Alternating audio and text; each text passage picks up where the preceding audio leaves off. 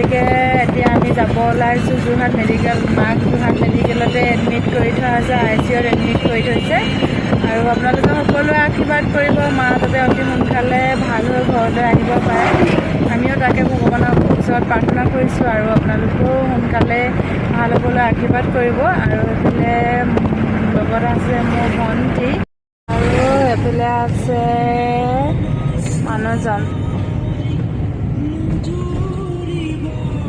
আমি তিনিটাই আহি আছোঁ, ভণ্টি মই মানুহটো।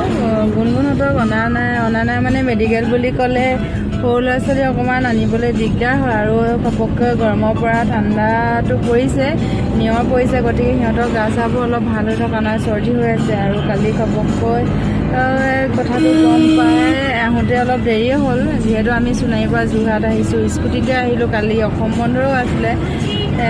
আহি পাওঁতে ৰাতি 9:30মান বাজিলে। সেইকাৰণে সিহঁতৰ অকণমান নিয়ৰ চিয়ৰ পালে, ঠাণ্ডাও পালে অকণমান, গতিকে গা চা ভাল হৈ থকা নাই। গতিকে সিহঁতক ঘৰতে থৈ আহিছোঁ। পাছত যদি আকৌ আনিবলগীয়া হয় তেতিয়া আনিম।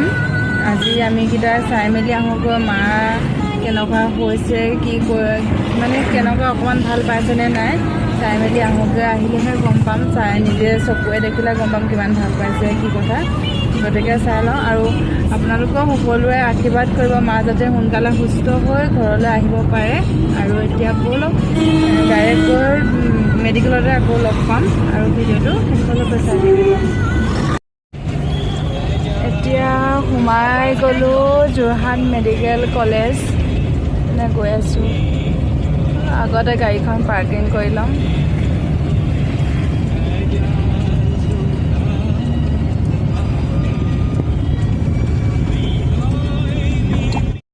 এতিয়া আমি গাড়ীৰ পৰা নামি ল'লোঁ। গাড়ীৰ পৰা নামি এতিয়া যাওঁ মেডিকেলৰ ভিতৰলৈ আৰু আমিও যাওঁ, আপোনালোককো দেখাওঁ। ব'লক ভিতৰলৈ সোমাই যাওঁ। গৈ আছোঁ।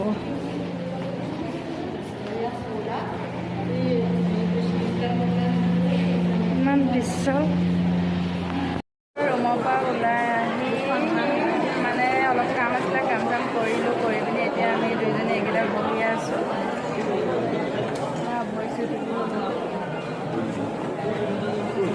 এনেকৈ চব মানুহ এনেকৈ বহি আছে।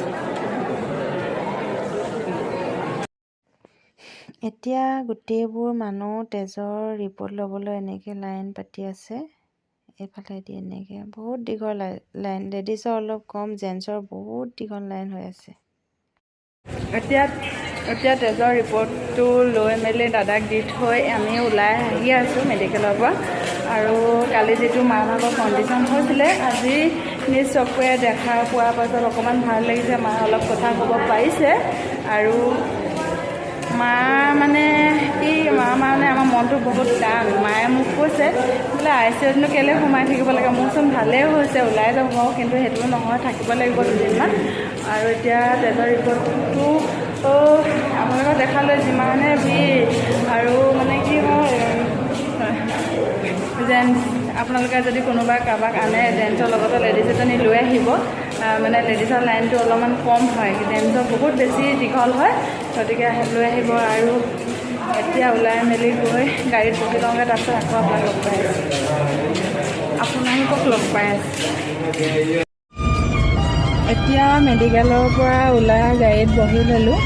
মানে আচলতে মা কি হৈছিলে, কালি মানে ৰাতিপুৱা ঠিকে আছিলে আৰু এতিয়া যিহেতু বহুত ঠাণ্ডা পৰিছে, অকণমান বয়স হ'লে মানুহবোৰৰ দিগদাৰ হয় ঠাণ্ডাটোৰ কাৰণে। আৰু আমাৰ ঘৰটো মানে ৰ'দ নপৰে বুলিয়ে ক'ব পাৰি, কাষতে এঘৰৰ গোটেই বাঁহবোৰে আমাৰ ঘৰত ছাঁটো মানে ৰ'দটো ঢাকি থয়, ছাঁটো পেলাই দিয়ে। আৰু মা ঘপককৈ মানে চুগাৰটো মানে কমি গ'ল আৰু প্ৰেছাৰটো বাঢ়ি গ'ল, এনেকৈ পৰি গ'ল, প্ৰেছাৰ ষ্টক হৈ গ'ল। ভগৱানৰ আশীৰ্বাদত যেনিবা মা যদিও পেৰেলাইচিছ হৈ গৈছিলে, এতিয়া ভাল পাইছে। আৰু ভগৱানক বহুত বহুত ধন্যবাদ দিব লাগিব, মা ইমানতে যেতিয়া ভাল হ'ল আৰু আজি ভালমানখিনিয়ে ভাল দেখিলোঁ। আৰু অতি সোনকালে ভাল হৈ ঘৰলৈ যাব পাৰিলেই হয়, তাকে ভগৱানৰ ওচৰত প্ৰাৰ্থনা কৰিছোঁ আৰু আপোনালোকেও প্ৰাৰ্থনা কৰিব। এতিয়া ব'লক আমি গৈ থাকোঁ। আকৌ ভিডিঅ'টো দেখাই থাকিম ক'ত শেষ হয় আজি মই নিজে গম পোৱা নাই ভিডিঅ'টো আৰম্ভ কৰিলোঁ হয় ভিডিঅ'টো আৰম্ভ কৰিব মন নাছিল তথাপি আৰম্ভ কৰি দিলোঁ আৰু ভিডিঅ'টো আপোনালোকে শেষলৈকে চাই থাকিব এইপিনে মোচনৰ পূৰা কষ্ট বুলি নকওঁ সেইটো মাক বাপেকৰ লগত এখন কৰিবই লাগিব হ'লেও মানে মোচনে 2-3 দিনমানৰ আগৰ পৰা মানে হোৱাই নাছিলে ৰাতি ডিউটি থাকে আৰু এখন বিয়া আছিলে বিয়া খাবলৈ গ'ল তাৰপিছতে আহিলে মা গা ভাল এইখিনি বাৰু কৰিবই লাগিব এইখিনি কষ্ট বুলি কোৱা নাই এইখিনি দায়িত্ব আৰু কৰ্তব্য ল'ৰা ছোৱালী হ'লে মাক বাপেকক এইখিনিৰ লগত কষ্ট কৰিবই লাগিব আৰু ব'লক বেছি কথা কৈ থাকোঁ আপোনাৰ ছাৰ ছিগনেল দি আছে পূৰা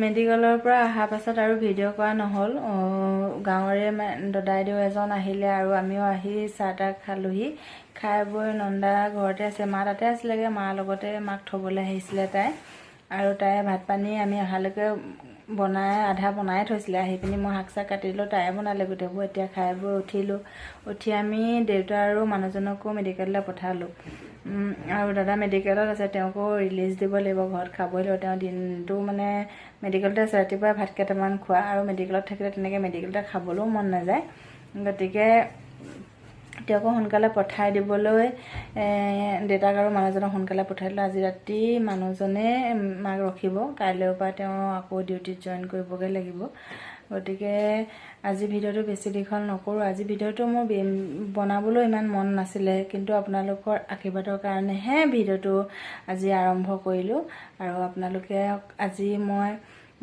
লাইক আৰু কমেণ্ট কৰিব নকওঁ আজি আপোনালোকক এটাই ক'ম যাতে মা সোনকালে ঘৰলৈ ঘূৰি আহিব পাৰে ভাল হৈ সেইটোকে আপোনালোকে আশীৰ্বাদ কৰিব আৰু শেষত যোনসকলে মোৰ ভিডিঅ'বোৰ চাই ছাবস্ক্ৰাইব কৰা নাই সকলোৱে যেন নিজৰ বুলি ভাবি ছাবস্ক্ৰাইব কৰি দিয়ে তাকে আশা কৰিছোঁ আৰু তেতিয়াহ'লে আজিলৈ বাই বাই জয় আই অসম।